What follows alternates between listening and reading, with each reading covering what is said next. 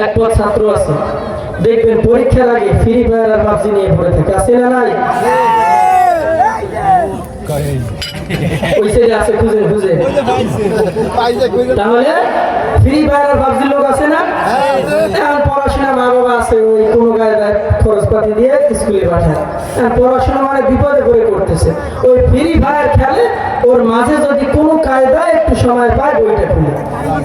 এই ব্যক্তি তো জানে যে পরীক্ষা দিছি যে আমি মোটামুটি গোলালুসের ডিভাইসটা আসবে না, হ্যাঁ জানা আছে না?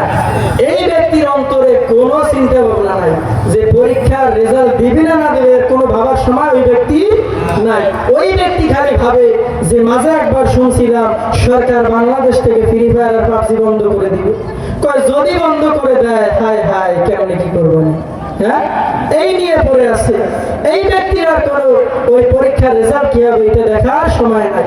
এর মনে মনে দোয়া করে, আল্লাহ আমার রেজাল্ট শিট যেখানে আছে ওই জায়গায় জানি আগুন নেই, আগুন যদি লাগে ভুলেও যায় তাহলেও বাঁচলাম। ফেল তো করবা নেই, মানুষজন জানবে ফেল করছে, ওর থেকে ওই খাতাপত্র আগুন দিয়ে পুড়ে যাবে। আলহামদুলিল্লাহ।